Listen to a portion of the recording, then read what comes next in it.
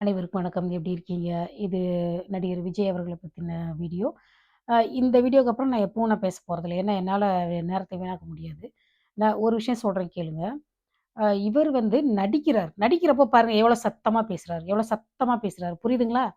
இப்ப கரூர்ல அந்த சம்பவம் இப்ப நான் நான் ஒரு சாதாரண ஆள். நான் பேசுறத கூட நீங்க கவனிச்சு பாருங்க. எவ்வளோ கிளியரா பேசுறேன்னு.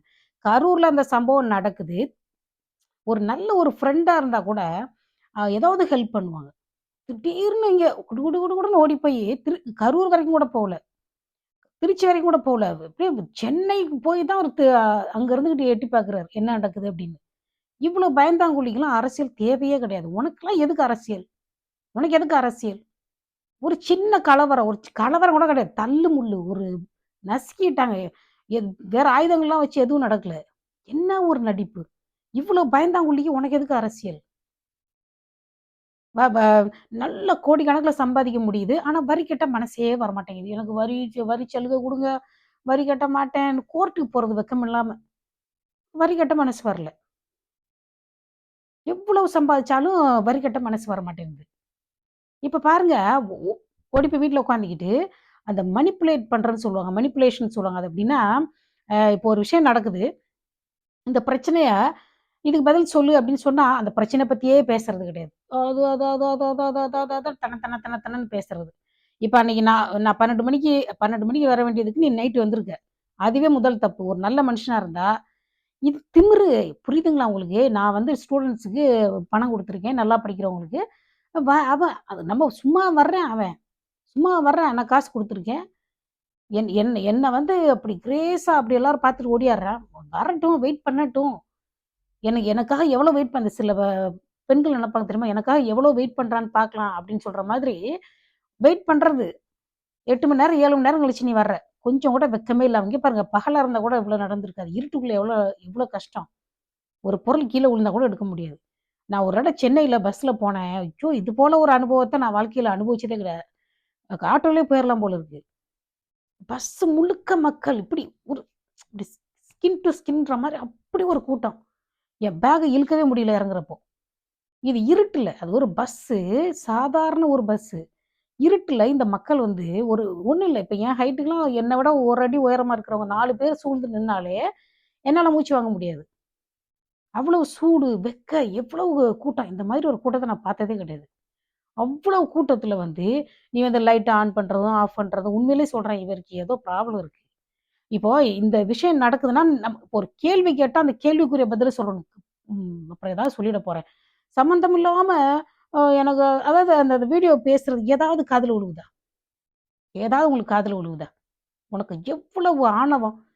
செய்யறதெல்லாம் செஞ்சுபுட்டு, சின்ன பிள்ளை இங்க பாருங்க ஒரு ஒரு ஆண்னா ஆண் மாதிரி இருக்கணும். 50 வயசு ஆகுதாம். ஆனா கொஞ்சம் கூட தைரியமே கிடையாது. உனக்கு அரசியலுக்கு நீ ஃபிட்டே கிடையாது. குடுகுடுன்னு ஓடிட்டு, அந்த வீடியோ பாருங்களேன் நொண நொணன்னு பேசுறத. நான் இவ்வளோ சத்தமா பேசுறேன். சினிமால மட்டும் காசு குடுக்குறப்போ சத்தமா பேச தெரியுது. ஒரு நம்மள நம்மள பார்க்கணும்னு ஆசையோட வந்தவங்க, இப்படி ஆயிப்போச்சேன்ற ஒரு குற்ற உணர்வு இல்ல. நம்ம லேட்டா போயிட்டோமே, இவங்கள காக்க வச்சுட்டோமே, பாவம் அப்படின்னு ஒரு குற்ற உணர்வு இல்ல, ஒரு அனுதாபம் இல்ல, ஒரு எம்பத்தி இல்ல. உன் உன் மூஞ்சிக்கெல்லாம் அரசியல் கேக்குதா?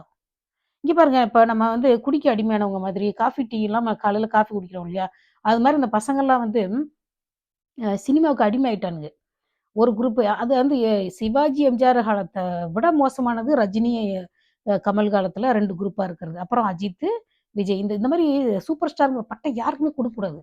"வந்தியா, சம்பளம் வாங்கினியா போ" அப்படின்னு சொல்லிட்டு விட்டுறணும். கண்டுக்கவே கூடாது. நான் இந்த குரூப்பு, நான் விஜய் ரசிகர், அஜித் ரசிகர். இந்த மாரி பெரிய ஹீரோ படங்கள்லாம் நல்லாவே இருக்காது. லோ பட்ஜெட் படத்துல பார்த்தீங்கன்னா, பட்ஜெட் தான் லோவா இருக்கும். ஆனா கதை நல்லாருக்கும். கதை நல்லாருக்கும்.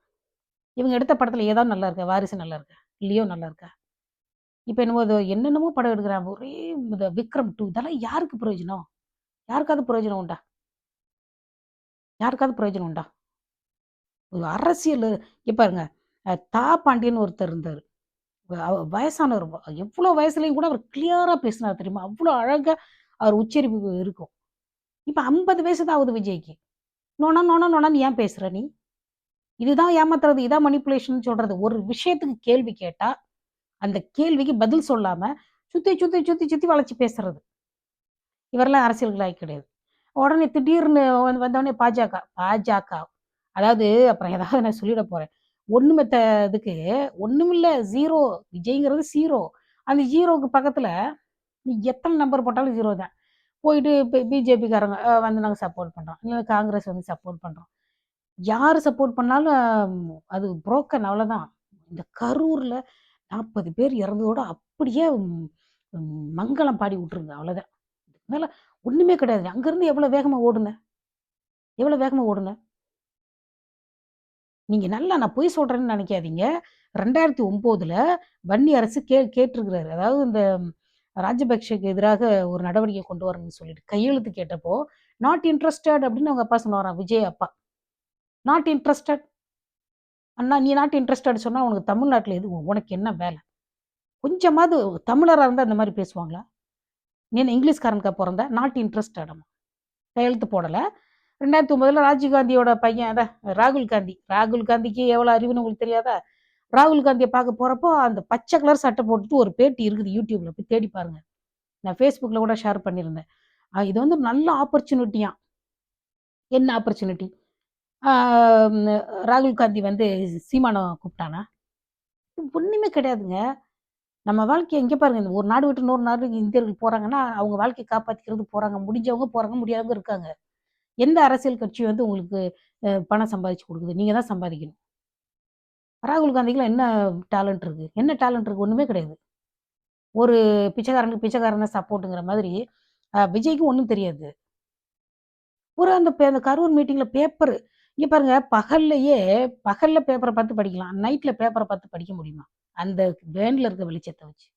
கசாமுசா, கசாமுசான்னு என்னத்தையோ வாசித்துட்டு இருக்கிறாரு. உண்மையிலே சொல்றேன் ஏதோ குடிச்சிட்டு பேசுற மாரியே இருந்தது. குடிச்சிட்டு பேசுற மாரியே தான் இருந்தது. உண்மையிலே சொல்றேன். இது இதெல்லாம் ஒரு ஒரு தலைமை பண்பு. ஒரு ஒரு ஸ்கூல் லீடரு, ஒரு ஒரு கிளாஸ் ரூம் லீடருக்கு இருக்கிற அந்த அந்த கம்பீரம், ஒரு தைரியம் கூட கிடையாது விஜய்க்கு. அந்த ஒரு வீடியோ ஒழுங்கா பேச வருதா? ஒரு வீடியோ ஒழுங்கா பேச வருதா? என்ன வந்து அதாவது இந்த கேபிஒய் பாலா சொல்றான் பார்த்தீங்களா? என் மக்கள் வந்து எனக்காக பதில் சொல்லுவாங்கன்னு. கேபிஒய் பாலாவுக்கும், விஜய்க்கும் பெரிய வித்தியாசம்லாம் கிடையாது. என்ன தெரியுமா? ஒரே விஷயம் தான். ஒரே குணம் தான். சின்ன மீன போட்டு பெரிய மீன பிடிக்கிறது. 2 பேருக்கும் ஒரே ஆட்டிட்யூடு தான். உங்களுக்கெல்லாம் எதுக்கு இந்த தேவையில்லாத வேல? உங்களுக்கெல்லாம் எதுக்கு தேவையில்லாத வேல? ஒரு ஆண்னா ஆண் மாதிரி இருக்கணும். மனிப்புலேட் பண்றது, ஒரு இப்ப பாருங்க, இப்ப எத்தன பேர் நான் நான் வெளிநாட்ல இருக்கேன். எனக்கு ஆயுத பூஜை எத்தனாம் தேதிலாம் எனக்கு தெரியாது. நான் ஒரு வாரமா இந்த சம்பவம் நடந்ததுலேருந்து அத பத்தி தான் யோசனை பண்ணிட்டு இருக்கேன். பாவம் எவ்வளோ சின்ன சின்ன பிள்ளைக. ஒரு நிமிஷத்துல நான் ஒரு எலிய கொண்டு போய் குளத்துல விட்டேன். அது வந்து ஒரு ரோட்ல ஓடிக்கிட்டே இருந்துச்சு. அந்த அந்த அங்கருந்து ஒரு குருவி ஒரு கொத்து, 2 கொத்து கொத்துச்சு பாருங்க. அந்த எலி தண்ணிக்குள்ள போயிட்டு மேல வந்து செத்து போச்சு. நான் ஏன்டா கொண்டு போய் குளத்துல விட்டேன்னு நெனச்சு வருத்தப்பட்டேன். ஒரு எலி நம்ம எடுத்துட்டு போய் விட்டது நான் நெனச்சேன் விலங்குகள் தானே எல்லாம் ஒண்ணா இருந்துக்கும்னு நெனச்சுக்கிட்டேன். இப்போ ஒரு 2 வருஷம், 4 வருஷம், 10 வருஷம் வளர்த்த புள்ள சாவுறப்போ, அவங்க மனசு எவ்வளோ கஷ்டமா இருக்கும். உனக்கு எவ்வளோ திமிரு இருந்தா நீ ஆயுத பூஜை கொண்டாடுவ? நீ என்ன இந்துவா? ஆயுத பூஜை கொண்டாடுறதுக்கு?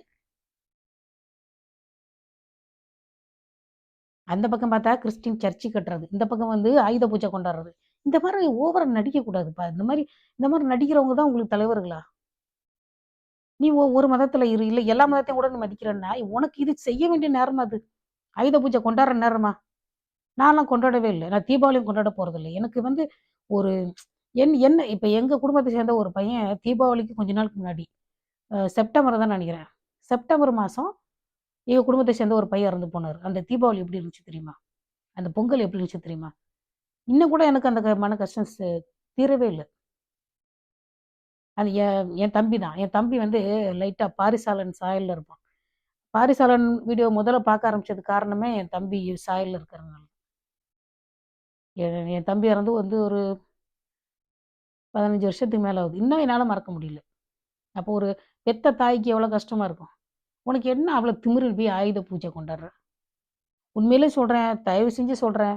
அந்த பசங்க காலேஜ் ஸ்டூடண்ட்ஸுகளுக்கெல்லாம் வந்து அ நம்ம இந்த பசங்க ஏன் இப்படி ஆனாங்கன்னா, நம்ம பிள்ளைங்கள யார் வீட்லயும் விட்டுட்டு போக முடியல, சினிமாவுக்கு போறப்போ.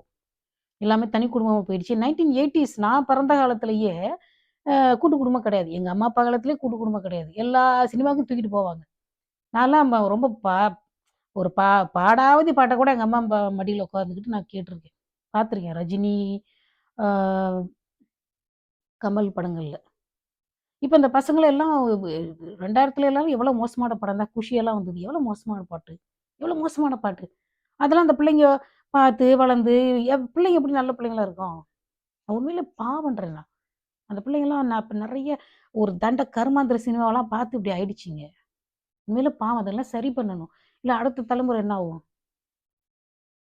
நாமெல்லாம் 80ஸ்ல 90ஸ்ல பார்த்த படம்லாம் கொஞ்சம் மோசமா தான் இருக்கும். பாதி படம் நல்லாருக்கும், பாதி படம் நல்லா இருக்காது. நம்ம தலையெழுத்து அத பார்த்துட்டு மறக்கணும். சில க சினிமா காட்சிகள், பாட்டெல்லாம் மறக்கவே முடியாது தெரியுமா? இன்னும் கூட எனக்கு நான் சின்ன பிள்ளையில பார்த்த பாட்டுலாம் ஞாபகத்துல இருக்கு. அந்த டைரக்டர்களுடைய சைக்கோத்தனம். அந்த மாரி சீன்லாம் எதுக்கு வைக்கிறாங்கன்னே தெரியாது. அந்த மாரி இல்ல எனக்கு அந்த எல்லா சீனுமே ஞாபகத்துல இருக்கு இன்னமும். நான் சின்ன பிள்ளையில பார்த்தது. அப்படி மோசமான படம், மோசமான பாட்டு, டபுள் மீனிங், ஸ்ட்ரெய்ட் மீனிங் பாட்டெல்லாம் கேட்டு வளர்ந்த பசங்க எப்படி இருப்பாங்க?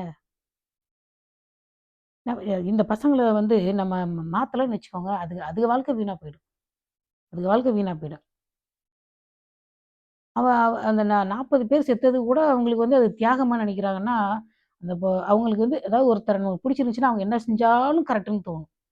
இது அத விட தாண்டினது. ஒரு உயிர் போனாலும் கூட, அ அ இப்போ குழந்தை போனா கூட மறுபடியும் பெத்துக்கலாம். அப்படின்றாங்க. ஆனா எந்த அளவுக்கு அவங்களுக்கு வந்து பைத்தியமா இருக்கிறாங்க பாருங்க. இந்த மாரி பைத்தியங்கள நம்பி தானே அவங்க அப்பா வந்து, என் பையன் எம்ஜிஆர் மாதிரி முதலமைச்சர் ஆகணும்னு சொல்றாரு. இப்ப இது மாநாட்டுல எல்லாம் சேர உடைச்சாங்களே! அப்பயும் அவன் யாராவது வாய திறந்து ஏதாவது பேசுனாங்களா? ஏப்பா இப்படி சேர உடைக்கிறீங்கன்னு? ஏன்னா, அவன் எப்போதுமே மயக்கத்துல இருக்கணும். அவன் எப்பவுமே மயக்கத்துல இருந்தா தானே ஓட்டு போடுவான். அவன் நல்லவனா ஆயிறக்கூடாது. அவனுக்கு அறிவு வந்துறக்கூடாதுன்னு அப்பன் மகன் 2 பேரும் நெனைக்கிறாங்க. இப்ப இந்த இறந்து போயிட்டாங்களே! இப்ப இந்த அவங்க அப்பா ஏதாவது கருத்து சொன்னாரா? வெட்கமா